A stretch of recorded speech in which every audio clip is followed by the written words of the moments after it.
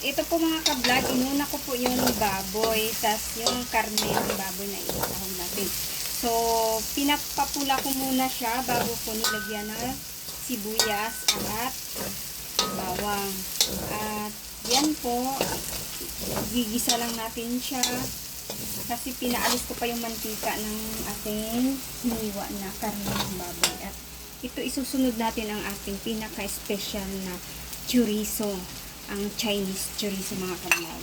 Pork din naman ito.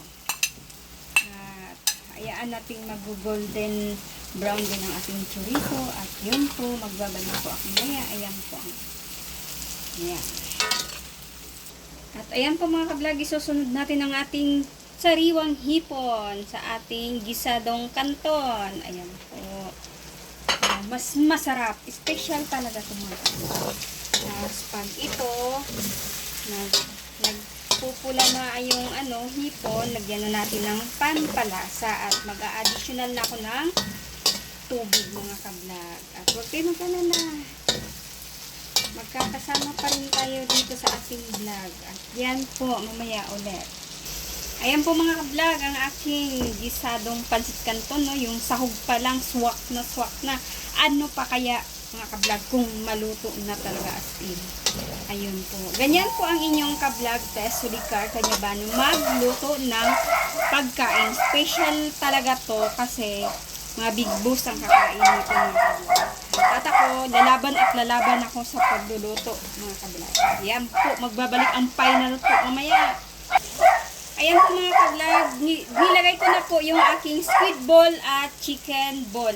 Pasensya na po kayo sa aso namin, sobrang kulit ang ingay. Ganyan siya pag may tao po mga ka-vlog. Pina-fried ko po siya kanina, so ganyan na po. Yan, naprito na yung squid ball and then chicken ball. Yun po mamaya, magbabalik po ang inyong tagapag-vlog ng pagkain sa tuwing hapon mga ka-vlog. Shout out po sa lahat ng mga taga Mindanao, sa Sibugay Province, sa aking family. Humusta na po kayo dyan? Maraming salamat sa support. At doon naman po sa aking bana na si Benji Kanyabano, ang aking husband. Bana in Bisaya. So, okay lang yun. Padaldal lang si ka-vlog sa Sulikar. At yan po mga ka-vlog, isusunod na natin ang ating Baguio beans at saka carrots. Ayan. Swak na swak pa din ulit. Bakit ba naman kasi sinarapan mo? Sinasabi na laylo-laylo lang. Ganyan kagaling si Tess magluto sa mga pagkain bahay. At lutong bahay mga ka-vlog. Sarap na sarap. Diyan ka pa lang. Sarap ka na. Busog ka na. Yan po. Ako'y magbabalik mamaya. At ayan po mga ka-vlog. Ilalagay ko ang aking tangkay ng celery mga ka-vlog. Sorry. Tangkay lang muna. Huli na yung dahon. Uy, huwag kang sumama. Huwag kang sumama. Sabi ko sa baba. Tangkay lang sinabi. Hindi dahon. Naman. Nagagastos ka talaga ng oras. At yan po mga ka-vlog. Ayan ang aking tangkay ng celery. Ayan. Huwag naman masyadong madami ng celery. Kaya pang-agaw na yung amoy doon. Meron kasi ibang mga tao na ayaw din ng celery ng amoy. Yan. Pero kami kasi, mahilig kasi kami nito. Kasi talagang magbango talaga siya mga ka-vlog. Kaya ayan po, sa aking pagbabalik, ayan po, gwapang-gwapa. Parang ako lang. Ulam pa lang, wala na. At ito po mga ka-vlog, last na ang ating repolyo. Para maglalagay na tayo ng water. Para isunod ang ating kanton na hubi mga ka-vlog. Oh, yan. Hindi pa tapos pero ulam na. Ayan po mga ka-vlog, magbabalik ako mamaya kasi ang ingay ng aming aso. Okay, ito ang dahon ng celery mga ka-vlog. Okay, taktak na natin siya. Tudo na yan, itaktak na yan. Kasi para tapos na ang paghihirap niya. Mekos na siya. Ayan. At yan po. At ako'y magbabalik mamaya.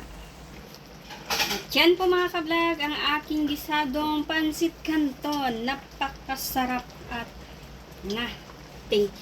Amoy pa lang, wala na. Ayan po mga ka-vlog. Oh, ayan. Ayan. Center mo na. Para yan. Oh my goodness. Overloaded talaga ang sahog. Oh. Pak. Sana ka yan. Pagsites. Pag gusto mo magpaluto ng kanton na pinakamasarap, recommend nyo ako. Next. Oy, hindi ko kayo bibiguin. Inshallah. Oy, mga ka-vlog. Ayan na. Diba pa ako nagbibigo ng tao na may gustong pagawa sa akin na mga ulam na masarap. Ginagawa ko talaga yan. Tinodo ko na. Pati kaloob-looban ko. Ang puso ko, binigay ko na ang isip ko. Tinodo ko na ang isip ko na maging masarap siya. At magustuhan mo. Yan po mga ka-vlog. Bye-bye sa inyong lahat. Tapos na. Ayan na. Nakita nyo naman. Hindi na pwedeng sabihin. Nakita nyo na talaga. Diba?